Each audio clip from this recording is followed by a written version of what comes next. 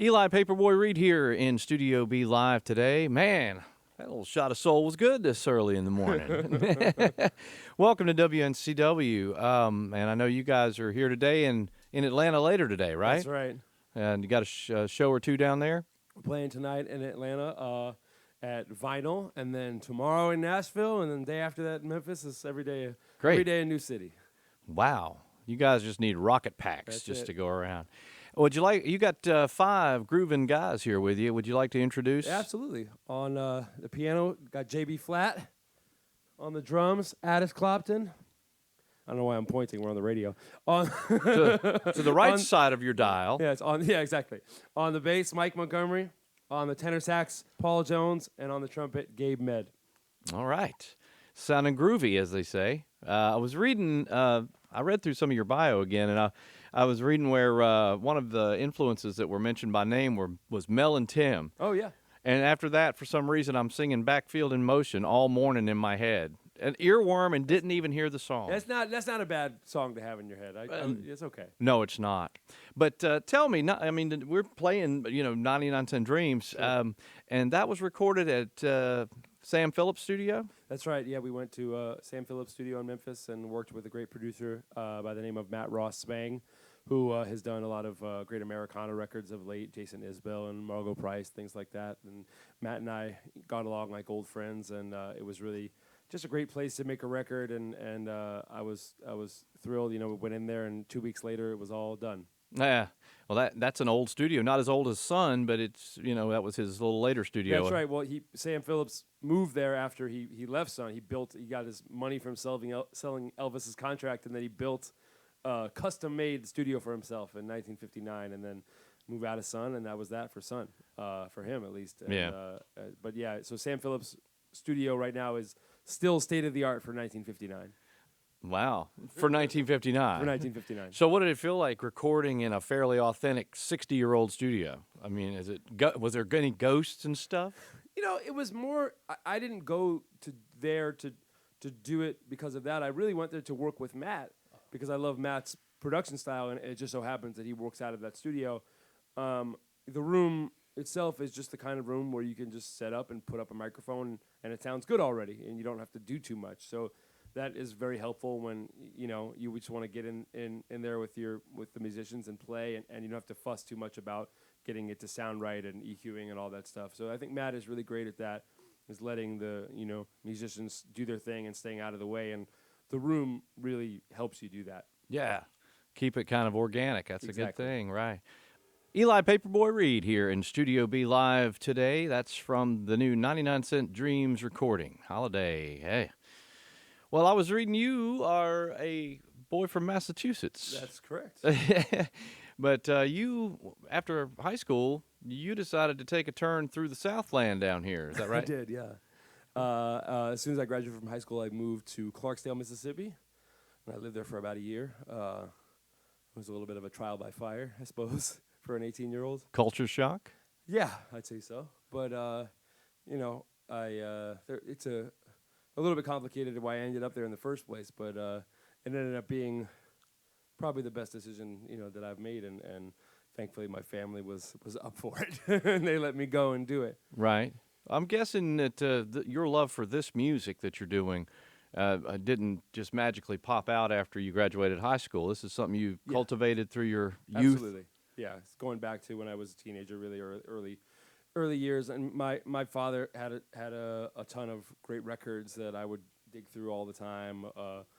From Muddy Waters and Howlin' Wolf to Conway Twitty and George Jones and Ray Charles and Sam Cooke and the Soul Stirrers, all that stuff. So it was a lot of great music around That's my house. a that lot I of cool stuff. into. Yeah, a lot of cool stuff to draw from there. Absolutely. To make your music.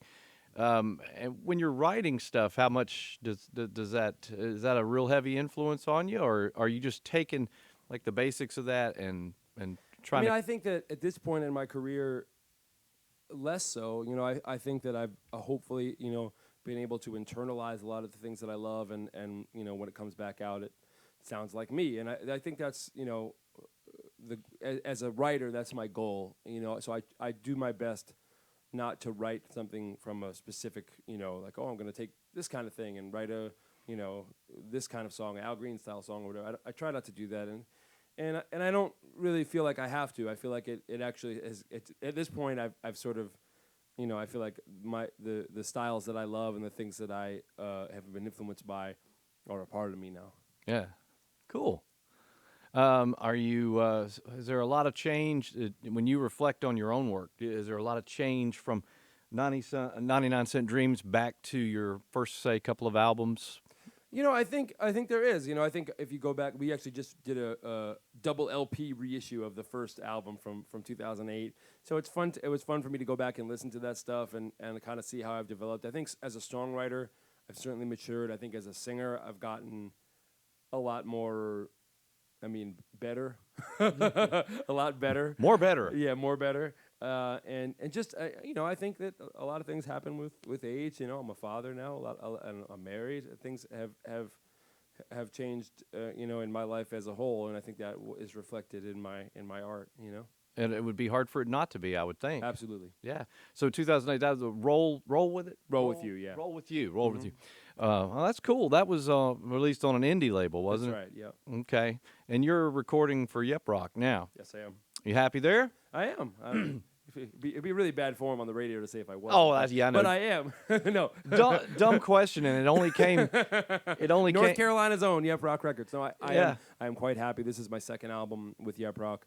I had a couple of turns on some majors, and Yeah, that's what that question came from. Is I Sure. know you didn't all have rosy times through everything. I major labels can be hard, especially for an artist that's trying to break through. And Right. I won't get into too much detail, but I'm quite happy with Yep Rock. I think they're an indie, but they have a lot of clout when it comes to distribution and all that stuff that I need as an artist, and I think they've done a great job, and I'm happy to hopefully continue working with them for the future.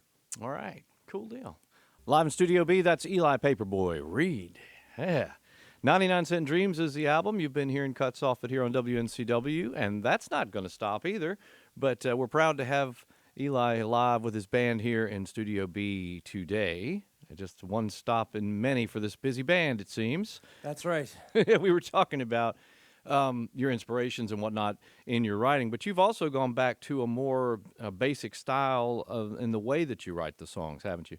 I would say for this album, I think that I wanted to kind of go back to the way that I initially started writing songs, which was just acoustic guitar or piano and a pad of paper, and usually in my house. And when luckily we have a really amazing musical community in Brooklyn where I live, and was able to invite just some friends over and make some coffee and write some songs in the afternoon, which is really great. And either by myself or with some people, just to try to get back to away from laptops and all of that, just to sit down with myself and one other person maybe and just write a song and be done with it in the afternoon. I think that's really the best way. And if the songs don't translate by yourself, with just acoustic guitar or piano or whatever, then I find it very hard to believe that they're going to translate when you add a whole bunch of nonsense on top anyway. So I think that's the way to get the best songs out of it, Yeah. There was one quote, I think, from your bio on your website. It was something like, you let the songs tell you when they're ready. Yeah. No, I think that's really important, and I'm, people actually ask me all the time if I like to write songs. I like to finish songs.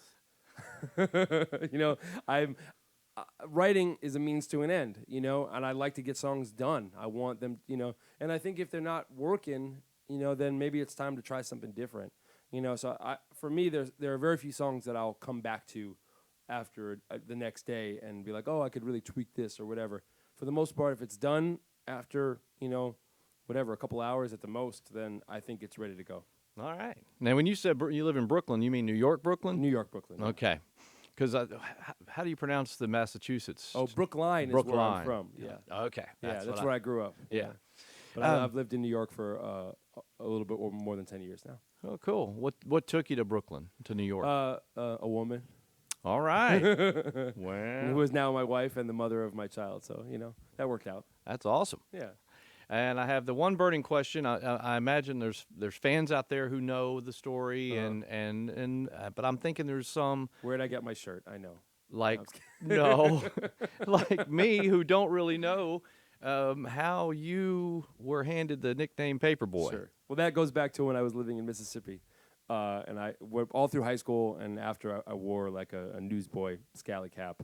And when I lived in Mississippi, I would go and often wait to sit in at the clubs down there, like on the, when the band would take a break, I would sit in and do a song or two with some other guys or whatever. And they say, oh, here's Paperboy again.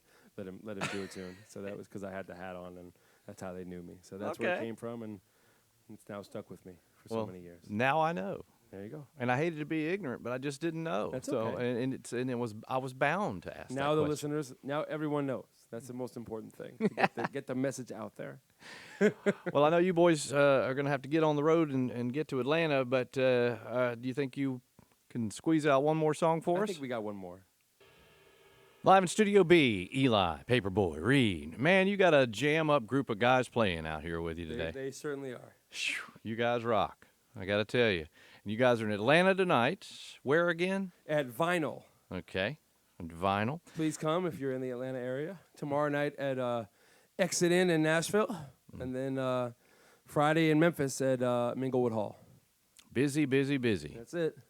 And the website address? EliPaperboyReed.com. Easy. And Facebook / Eli Paperboy Reed. Instagram at Eli Paperboy Reed. It's all the same. I have a distinctive enough name that I can get all the right handles. That's right. Yeah. And now when people see that name again, they know why. That's true. That it was real pleasure having all of you guys here in Studio B today. Thank you so much. Sounded I great. appreciate you. Eli Paperboy Reed. Thank you to Sean Rubin, our engineer, and our live Studio B sessions on WNCW made possible by Sierra Nevada Brewing Company. I'm Joe Greene, and I'm going to mosey back to the studio in a minute